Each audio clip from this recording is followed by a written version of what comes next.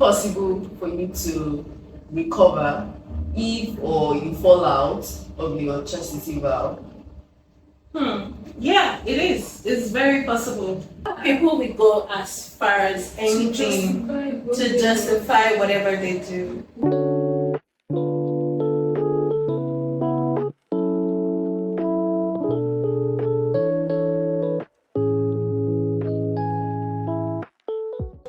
Hi, welcome back to More Than Giggles. I'm Adike. And I'm Chastity. Thank you so much for tuning in to episode 6 of More Than Giggles. We are very excited. We have new setup, as you can see. We are pumped. We are very, I don't know. I think let's switch things up. Yeah. We don't want to get stuck with a particular setup, and with time we'll figure it out, but we're trying to switch things up. Yeah, that's the plan. So, we appreciate all of your love. We've seen all your engagements, TikTok, Instagram, YouTube, your comments. Thank you. Thank you so much for this show of love. We appreciate it. Thank you. Yeah, so on that note, please keep subscribing. Subscribe to our YouTube channel. We are hoping for more subscribers. Please want to hit our target. I know that we can do that with your help. Thank you so much for the love so far. Follow us on TikTok at MTGport and on IG at More Than Giggles. Thank you. So for today, before we go into that, how was your week? Oh, I had an amazing week. My week was very calm, no drama. So it was mostly work. Then I slept a lot. This week. I slept a lot, so it was a good week. So a perfect balance between work and normal rest, daily life. So it's a good week for me. I had a chill week. Okay. I got some good news the week before, so I'm kind of preparing towards next month because I'm going to be starting something. Oh, we're both going to be starting something. There's just and so I hope we're both going to be starting something, which is very fun and it's something we are looking forward to. And my week was good. A lot of research for the channel, obviously. Oh yeah, I mean we always do research. We have to, and we had time to chat. I didn't think we did any beauty maintenance that week. Nah, We've been. Yeah, we made our hairs. Apart from mine got up faster because I have natural hair. My hair texture is different from yours, so ours still looks very bonita and neat, and mine. Yeah. Also, we started painting this thing. Oh yeah, but we're not done. We're not proud of what we did for now. When it's looking wild, we share it. It was looking wild. It's like a sip and paint kind of thing. Yeah. Very pretty. I believe in us. We can do it. Yeah, we can. But it's going to take a lot of not slipping and everything. So that was it. And we're just going to go right into it. But what's the topic? We're going to get a deep dive for today. Yep. And it's going to be a long one. It's a very, I want to say, sensitive. It's a topic that I'm actually particularly interested in. Mm-hmm. So I think we low-key have been looking forward to talking about this topic. Yeah, I wouldn't necessarily say low-key. It's more high-key for me. Because a lot of people that have more or less experienced it more than she has, because so oh sweet. So because of that, I kind of have my experience in that aspect, and I've heard a lot of stories about that. So I'm just going to allow her to start it. So the topic for today is practicing chastity. Right. So practicing chastity, as a person, basically as an individual. So I think we should just broach the topic of what chastity is exactly. Chelsea, what does chastity mean to you? To me, chastity is consecrating your body, your thoughts, your mind to God. Okay. And living for something more than you. As because God said the Holy Spirit lives in us, right? I mean, the Holy Spirit is living in you. You can't define the body that the Holy Spirit lives in. So, and not just the body, the thoughts, the mind, your mindset, your hearts, everything, the way you think and everything. So, I guess like chastity is like encompassing a whole lot of that. More than the physical. More than the physical, both the emotional, both the mental aspects of everything and whatnot here. So that's chastity. That's cool. I mean, I always had the idea too, chastity is basically making intentional decisions about your body, your body, your mind, and all of that. So it's not something you just practice along the line that just let's just do it for doing sake. Yeah. It's something that you do intentionally and you practice. Takes a lot of consistency, dedication, commitment, exactly. to practice chastity as an individual, but we are humans at the end of the day. So I think we should just go ahead to talk more about. We want to hear your. What's your experience with chastity? Oh. Yeah, let's start with that. What's your experience? I wouldn't say I have a lot of experience. Okay. But yeah. How hard has it been for you, and what has been your experience about it? Like, what's your experience with chastity? So, I would say chastity became a very important thing for me, or let me say, it's something I had to step into. When I rededicated my life to Christ, something that I had to make a commitment, and decide that, this is how I want to live my life, and it involved not just my body, my soul, my mind, the things I do, the way I live my life, the way I consume, and the way I expel as well. So, in terms of the physical, chastity was never difficult for me. In terms of physical, it was just not difficult for me. Okay. Yeah. So, when I say physical, I mean committing sexual. Yeah. So from physical aspects, it was never a problem for me. Practicing chastity, it was more of a I would say mind struggle, or mental warfare when it comes to hey. When it comes to chastity, so staying oh my god, so staying chaste, basically renewing my mind over and over, coming to learn things and unlearn some things. I would say that has mostly been what has built my journey so far, or what has been my journey so far into chastity. Okay. I would say mine is also similar. Once you rededicate your life to Christ, you have to start living your life intentionally. Yeah, because now you're not doing things by yourself. You have somebody that is in charge of your entire life and is directing you on the path, on the ways to follow. So it's easy once you just key into the way of God, and everything becomes automatic in that process. And chastity was one big thing that I feel like I kind of struggled with it, because when you were practicing chastity before and then you stop practicing it, it wasn't necessarily a hard thing for me to stop. It was just like there were other things apart from the physical that was very, very, it was just like the things you watch, the conversations you have, and all these kind of things, and the people you surround yourself with. So it was just a whole lot, because you had to cut down on some certain things. Yeah.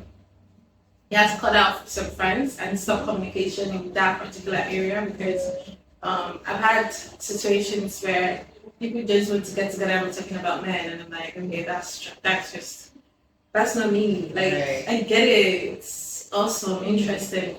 But if it's not doing anything for you, why are you worrying about that? Like, talk about something else. So it was just that. That's basically been my experience, but it has been a good experience. But what I would say is coming to no in Lagos.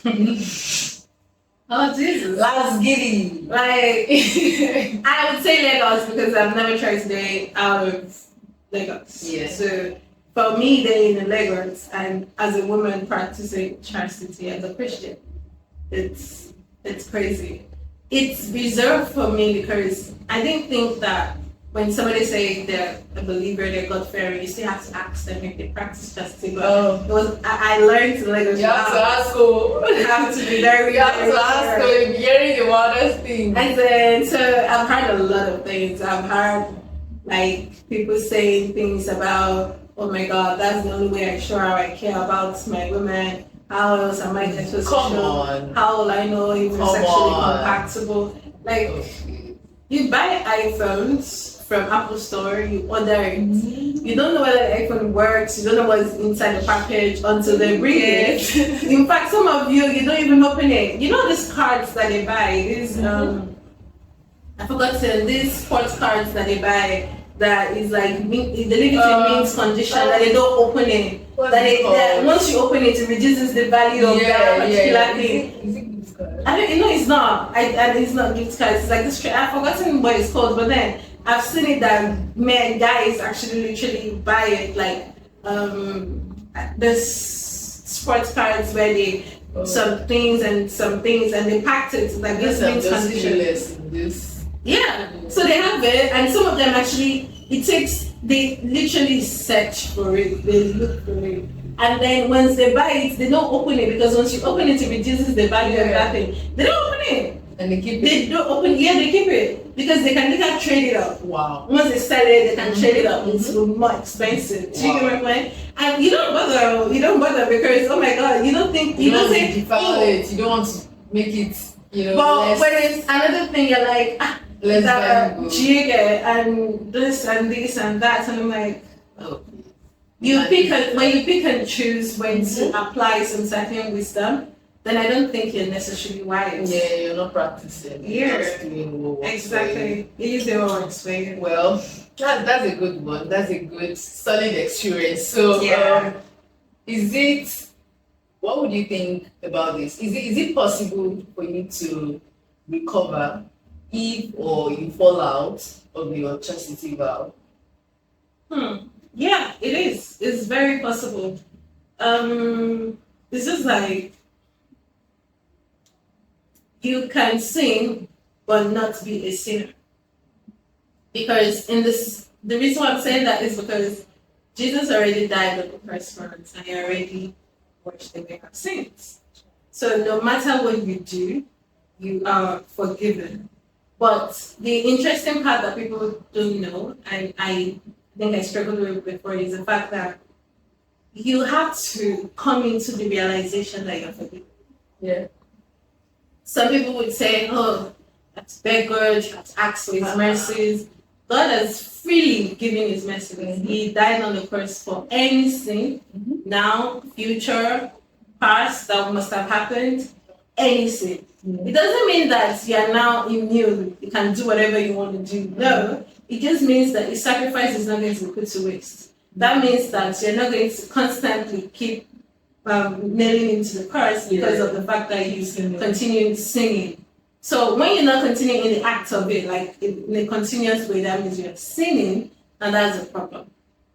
But the fact that something happens, we're meant to, for all falling short of the glory of God, right? Some people fall short of his glory sometimes and they make mistakes. But the thing is, you have to be very accountable. You have to call yourself to other.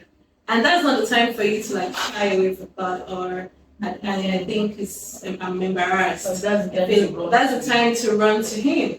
And it's about your posture towards God. So yes, you can definitely fall short when you're practicing and make mistakes, and then still come back to it. Yes, it's like when you're writing an exam, you fail the exam, the next time you try to write the exam, you take and you try to pass, right? Exactly, but you don't give up. So it's weird to me when people give up and they're like, no, I've done, let me just continue. Yeah, just continue singing. No, you can easily call yourself to order. Yeah. You don't have to continue in that path. In fact, it doesn't bode well for you if you do. Exactly. So yeah, that's it. So the one on taxes, what do I do in a situation when somebody I'm talking to doesn't want to practice chastity? Leave him. Particularly, yeah. Okay, let me.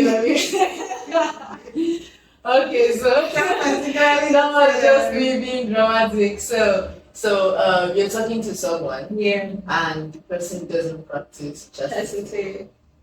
To be honest, if I don't think my answer was wrong. Maybe I was just being dramatic about it. Yeah. But at the end of the day, you practice chastity. This person doesn't practice chastity. So you already have a difference. You know, Okay. your mindset is, you don't have the same mindset Okay. when it comes to chastity, and you have different views. Obviously, you have different lifestyles. Okay. Yeah, that means this person might be a Christian but not a believer.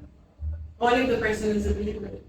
If the person is a believer, the person would or should practice chastity. True. Do you understand? But that's So now, continue. in this case, I would say the best you can do is,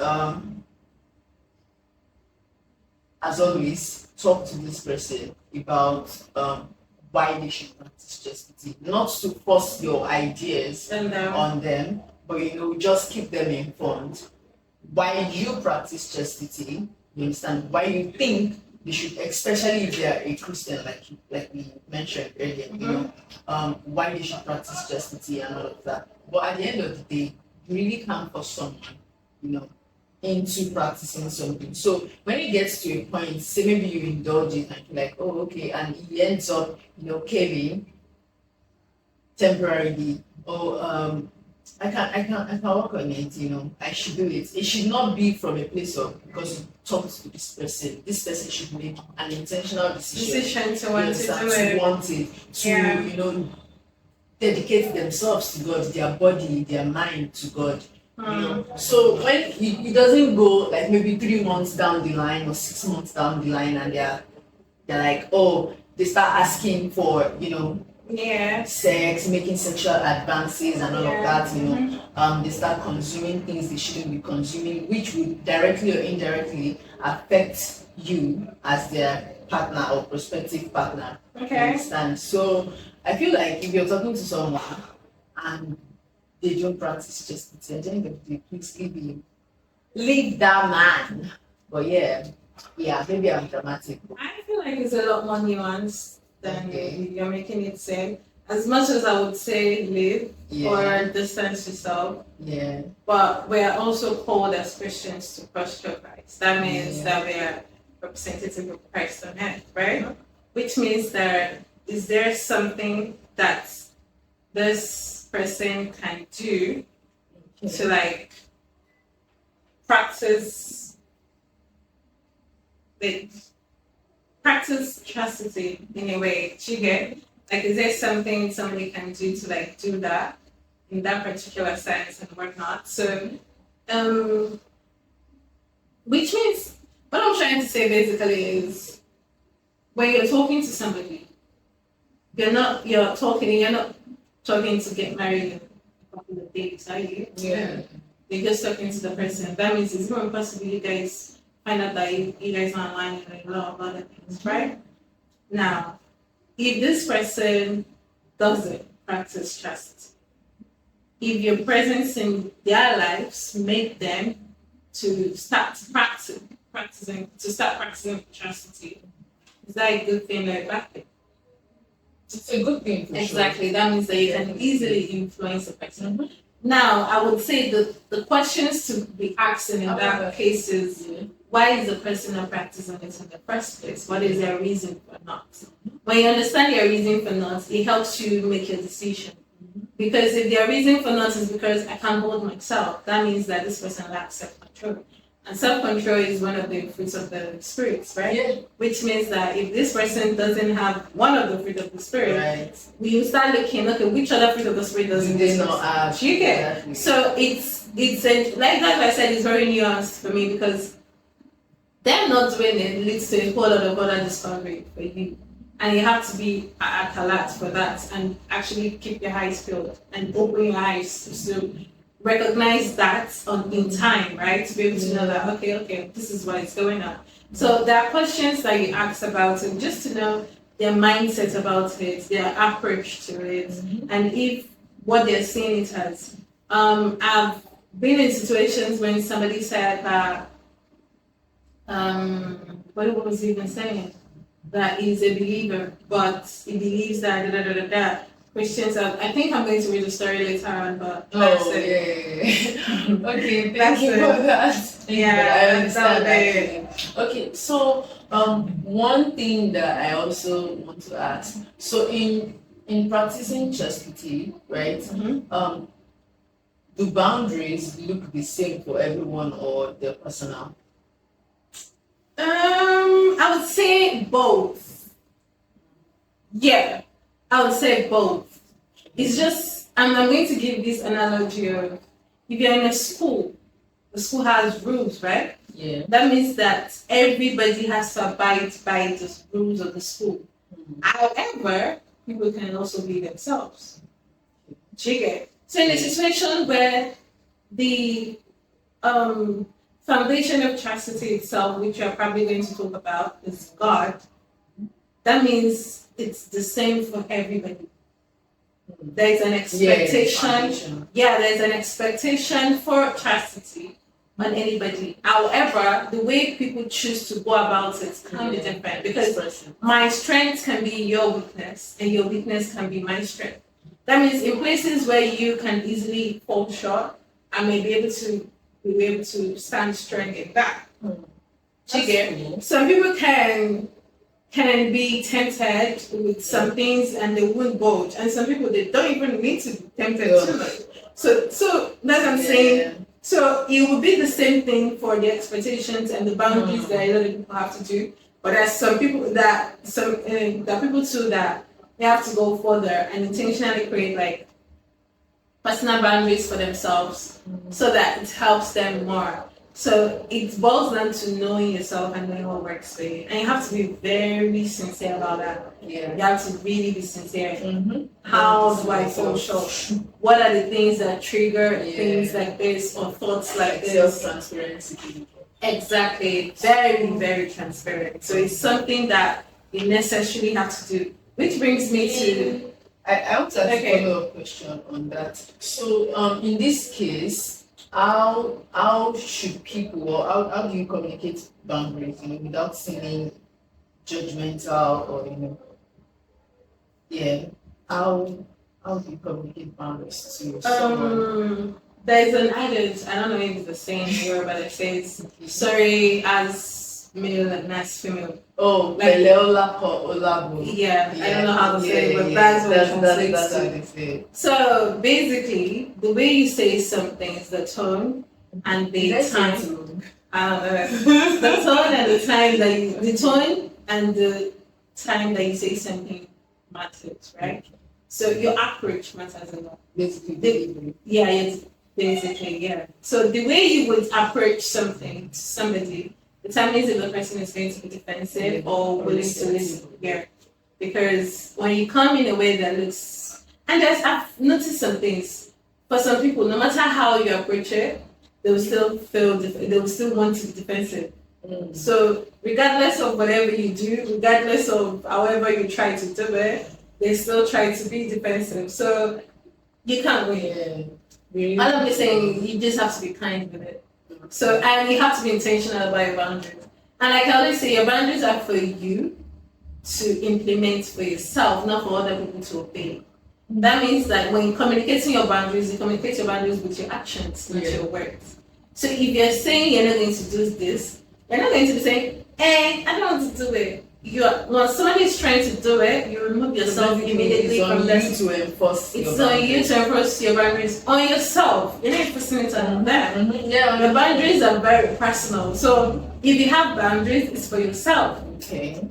It's not for other people. Yeah. So yeah, that is literally, and you just, like I said, intentionality matters a lot when it comes to chastity, accountability, and intentionality are literally like the basic things. Another thing is, why should somebody be chaste? Oh, Yeah, I think we already broached this earlier. So why should someone be chaste?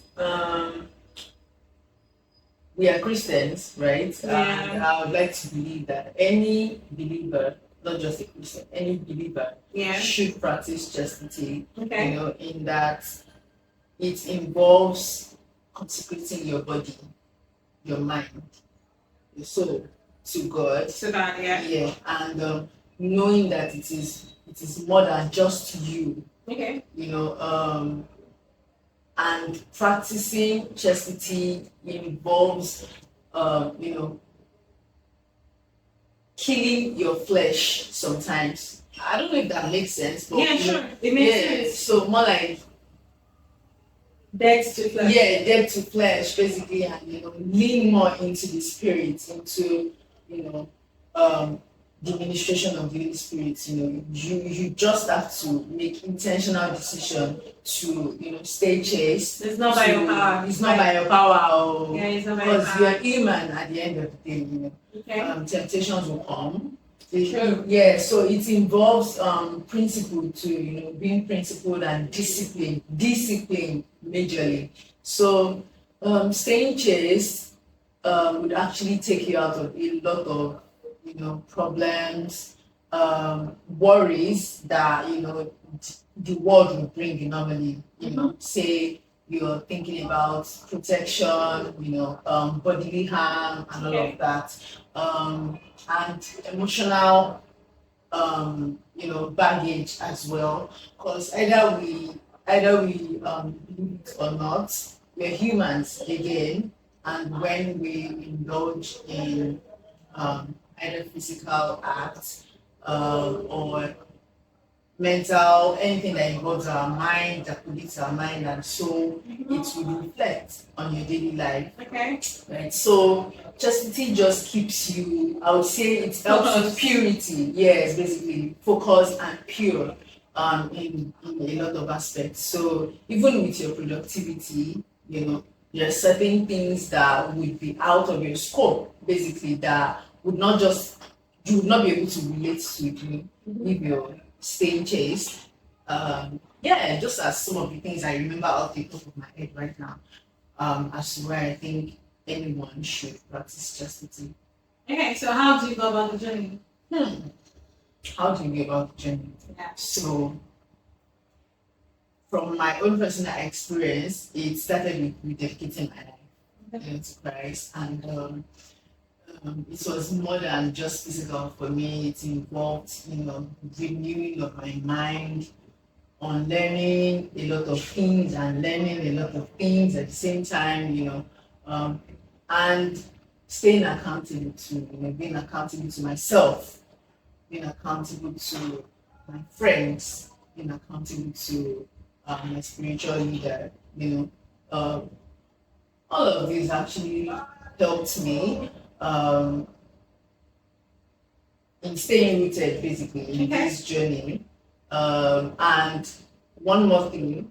Oh, I think we mentioned communicating boundaries earlier as well. So say maybe you're talking to someone. But do you need to communicate the boundaries when you're the one that's supposed to be upholding it? No, you still have to communicate it. Why are you telling somebody I'm not going to be picking your calls by 10 when you can just not pick the calls after 10? No, okay, so it's not just about the that one is an example, right? Yeah. So maybe you're in a relationship, right? And you're trying to establish some boundaries that you not want both of you to broach. You get, of course, the person will not just try to make some moves and you brush them, snackily.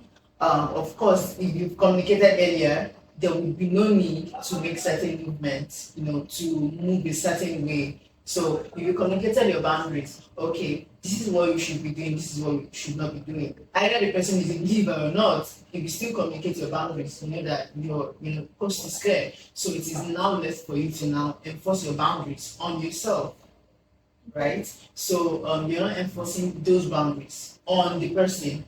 All you have to do is communicate your boundaries, then you enforce it. Okay. So that's also one thing that helps when it comes to practicing chastity. Let me see. Yeah, reading the word also. You know, Okay. if you listen to the Bible, you at least you read text that helps you, basically reinvigorate the concept of chastity, and you keep going over it. Say you read Galatians 5, Okay. 19 and 22. It speaks about the fruits of the spirit, the fruits of flesh, and how they manifest. Yeah. And other scriptures like that I can't even remember the top of my head right now. So, reading your Bible over and over, listening to messages can also help. Okay. Yeah, just like the things that have helped me so far from my personal experience. So yeah. Okay, so I have like some questions after that. Oh, okay. In a situation when somebody has addiction, on sexual addiction, because we have that. Yeah. Yeah. So yeah. how do those people now practice chastity? Because it's harder for them. So I don't want to be hypocritical, right? So I'll just try to say what I know, that would help or that can help. So in cases like this, there is always a trigger. Okay. Yeah, there is always a trigger. So if you know your triggers, maybe there's certain words or certain media that triggers, or certain things that you watch. I really don't think so though. Oh, okay. But in this case, there is always a trigger. No. Oh. For addiction. Most of the time. For addiction, no, not most of the time. Oh. If you've dealt with people that has addiction issues before, it doesn't have to do with triggers. Oh. Not necessarily. They can be triggered, but I'm saying most of the time it's not even a trigger. It's like, okay, let me give an example. Your microwave is supposed to turn on, like when you put something in it, it's supposed to get up, right? It's just like that for them. So, like, it's already in the system, so it just activates, like, without them necessarily thinking too much into it or something and anything. They just start. Like, I just don't know how it is. Like, let's say, for example, somebody that is addicted to drugs, right? It's very hard for them to wean up, because to even wean up, they need to start administering like the drugs, like in drugs. Sample doses for them. So to wean them off properly. Yeah. So do you get my point? So they're not necessarily triggered. It's just something they've been used to, and it has been automated in their system that they need it. So they don't even need a trigger for that to not happen, because it's an addiction. I would say, I understand what you're saying. Yeah. But I would say it depends on the level as well. For some people, there is usually a trigger. Yeah. So, like, say, for example, now, or how people should get off. That's where we started from, right? Say, you filter and media you consume and what you consume. Someone that obviously consumes porn, or like, that engages pornographic images would frequently have something like that on the timeline of the algorithm. Okay. You understand? I'm just talking from the standpoint of how the internet works. You understand? But hold on, I want you to understand the mindset about this thing, because you're speaking from an assumptive mindset. Yeah. You're not speaking from a mindset of experience. Now, is there something that you're addicted to? It can be food, it can be a drink, it can be banana bread. Exactly. So if somebody was to win you, I'm not addicted though. If somebody was to win you off banana bread, how would they do it? No. Exactly. It's not like you go on Instagram to start searching for it. Oh, You don't. Exactly, you don't. I mean, I Nothing triggers you. A lot Nothing triggers me. Okay, what triggers you to eat banana bread? Okay, not a lot, but yeah, sometimes I just feel like eating. Exactly. Yeah. So it doesn't. It's not. You're not triggered by anything. Yeah, You just wake up and be because like, there is will. do you get? Yes, So that's what I'm will by saying. seeds of So now addiction. imagine that kind of addiction. Yeah. So it's so easy for. I'm not saying I've experienced it, but I've dealt with people. I work for an NGO. I've dealt with people that has like addiction to this kind of things. Maybe not necessarily porn or any sexual things, but in other cases. Yeah. But addiction is always the same thing. Sometimes can be approached in the same manner, depending. Yeah. So imagine you're addicted to, like, you're addicted to banana bread. And I'm not though. It's just, and they're like, oh, trigger. Yeah. It's so easy to just sit down and be saying, well, there's a trigger. Watch what you eat. Watch what you. Oh my God, yeah. If it's that easy, a lot of people would literally try to maintain a particular thing. But I feel like their will is already out of their hands,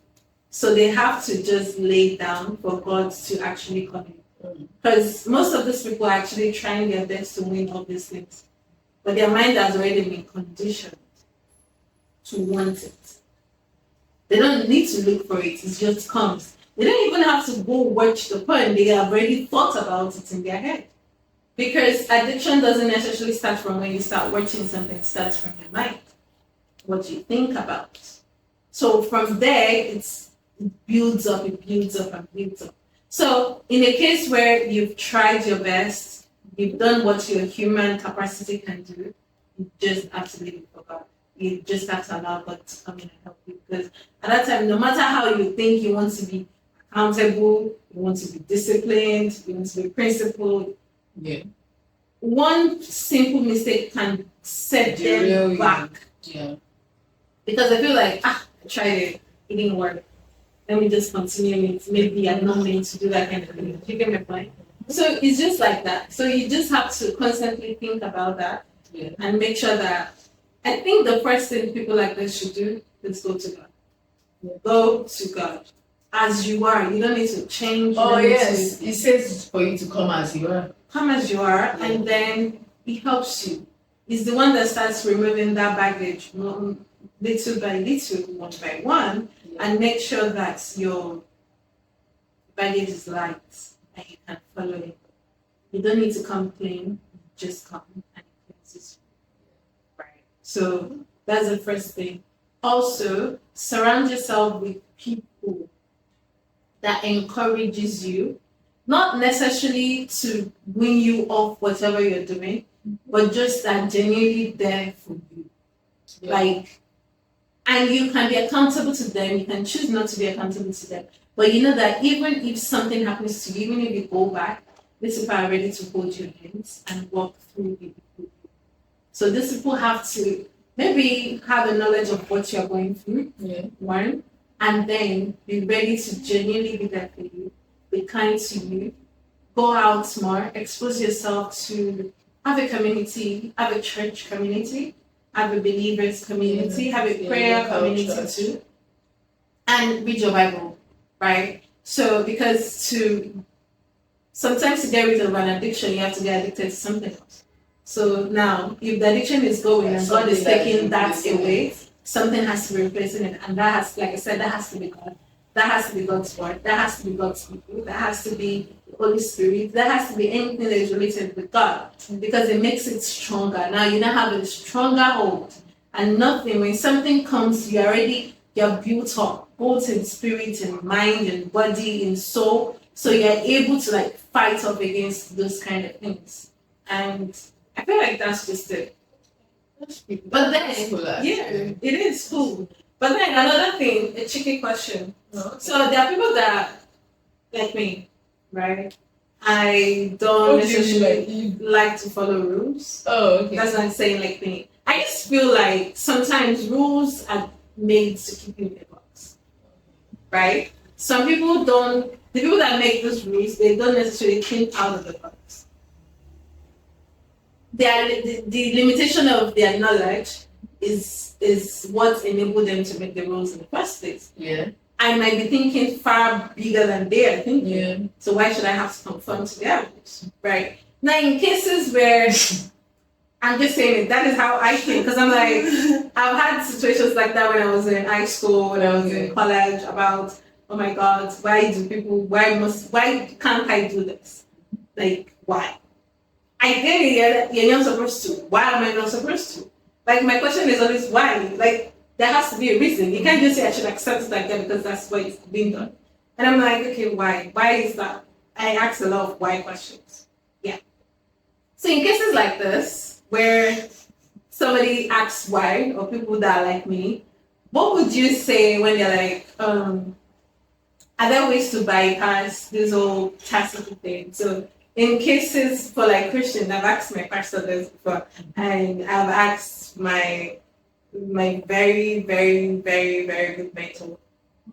That's the discussion before I was laughing at me. And I was like, is it true? And he told me that when he was dating his wife, they were having dates in public to avoid that. But I'm asking now for people that are dating, right? Christians. We're talking about chastity and everything. What are the things that are allowed in this aspect? Oh, we're going there. Yeah, we have to go there. Exactly. We have to go there. We have to go there. Okay, so I will. Okay, we mentioned something earlier where we said boundaries are not exactly the same, and they're not exactly the same, and they're personal as well. True. Right? So when it comes to defining what is allowed and what is not allowed, that applies as well. Okay. So, but of course there is a foundation, right? Most of the time, right? We already know what's chastity. We already talked about it earlier, right? Okay.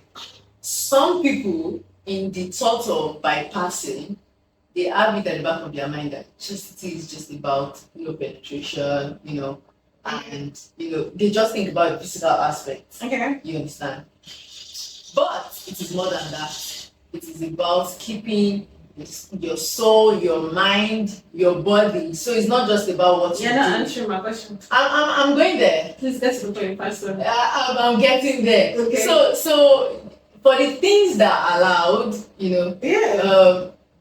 let's start from say maybe media you consume. You don't watch porn, obviously. I know it's a no-brainer, but yes, it's not allowed if you're actually looking to practice chastity. That's one. Okay. Sex obviously is not allowed. No, we're not. I didn't ask what is not allowed. I asked what is allowed. Oh, what is allowed? Yeah. No, from your own perspective, what do you think is allowed?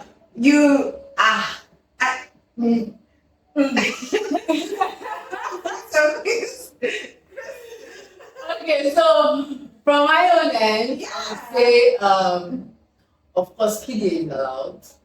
Really? PDA, like, not shoving your tongues down each other's throat. PDA, public display of affection. Holding yourself hands, holding hands. Okay. Why you holding hands? I'm a very visual person. I'm sorry. Holding hands, hugging each other, kissing. No deep kisses, no French kisses. What if they decide to do French kisses? I don't know. Wait, what is French kiss? Like. Oh, that's like shoving your tongue down each other's throat. French kisses. Is that not our French? No, French kisses are like using a lot of tongue. We're gonna check that. She just said, no. That's a greeting. Yeah, but that's French kiss. That's what I thought. That's how French kiss. No. Is the name not coined from the way French people kiss? Wow, that's interesting. No. Oh my God. What is a French kiss? I'm really searching for it. What is a French kiss? What a kiss? It's often called a tongue kiss or making out. It's a passionate deep kissing. Yeah, so it's like it's deeper than just kissing, like using your lips and all of that. So yeah. The pictures are here. Why are you making that face? Okay, what's a Spanish kiss? Okay. 1 or 2 kisses on the cheek. Oh, okay, that's the one you were describing. Yeah, yeah, yeah. yeah. So, yeah, those are allowed. Kisses on the cheek, on the lips. Hugs. Yeah. Holding hands. Oh, hugs are allowed. What about cuddling? Cuddling is allowed actually. Yeah, on my end, I think. No. What did they say? Not from Old. Relax. How about relax? When I say cuddling, I mean it's different, right? Yeah. It might not apply to you because you know your boundaries and you know how much you can take before you start falling short. I mean, start. I've had days to say it. We are not giving advices. You are not giving advices. She asked me what I think. So I think no aggressive cuddling, please. Don't say Abigail said this. What is aggressive cuddling? Check it out. That's all I'm saying. Okay. But yeah, so I'm going to search for what. So basically, cuddling. When I say cuddling, it's just like maybe holding yourselves. Not. I'm about to describe again visually, but yeah. No, I'm not doing it. But yeah, you get what I mean. Like just maybe resting on yourselves. Aggressive cuddling is an intense, overwhelming urge to squeeze, crush, or bite. So why you biting something? Why are no swearing? Incredibly adorable. This is not really the one I'm talking about. Basically, aggressive cuddling. When it leads to playful but harmless behavior. No, it's not the dictionary meaning that I'm talking about. But aggressive cuddling most of the time when I don't know. Oh, yeah, I've seen the term is for highly physical. Exactly. When you start, affection. Yeah, when you start. Roughhousing. Like grabbing yourselves, holding yourselves, touching each other in places that you shouldn't if you're actually practicing chastity, smooshing and all of that. Yeah. So, yeah. Okay. I'm going to read the story or read the text that I was conversing with somebody and asked the person if they practice chastity. And this was the response the person gave me. Literally lectured me. So interested. So I go. Before you start, okay. Can we remind? We've not mentioned it before, but let me just say that this person said they put God first. So yeah, you're gonna hear even in the text. Inasmuch as I'm deeply rooted in Christ, I believe there are some things you have to do for yourself as human to take care of yourself, and in which sex is a big part of. Stay with me. That was what he said. Colon cancer for men, breast cancer for women are likely caused due to lack of sex. Wow. Yeah, they're meant for married couples, but marriage is meant to start as early as, let's say, 23 for women, 26, 27 for men. Because whether we like it or not, biology will do its thing in our system, regardless of who we serve. Wow. And at this time in age, where average marriages for both women and men are usually between the age of 30 and above, I don't think it's wise medically to stay celibate for that long. Aside the fact that sexual compatibility is a thing, and trust you don't want it to be an issue in your marriage, a lot of couples had to meet with doctors on how to actually have sex or get this virgin. Wow. Trust me, it's a sin that was designed for when people used to marry early and grow really old like Methuselah. And aside all that, all sins are equal. You can't be indulging yourself in other sinful habits, and staying away from sex makes you separated. I'm not trying to convince you. So what's with the... people are designing sins now. Hey, Jesus. I want to believe that people will go as far as anything to justify whatever they do. And they will try to convince you, gaslight you, manipulate you just to get what they want to get from it. And you just have to be very careful.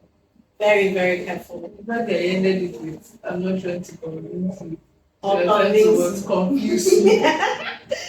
So this brings us to the last question for today, the question of the day. Oh, yeah. Which is, if chastity is ultimately about becoming the person God called you to be, what kind of person are your current choices shaping you into? I leave that for you to answer. We'll be looking out for your comments to, your responses to this particular question. Yes. We're posting some of them too. We really hope you drop your interesting comments, your interesting thoughts on this.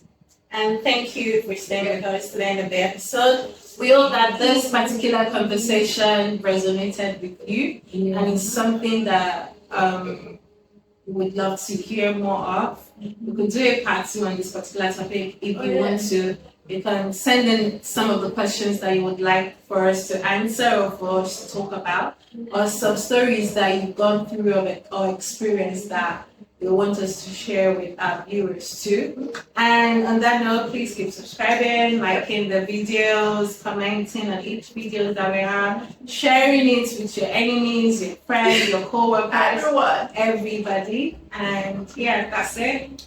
See you next time. Bye.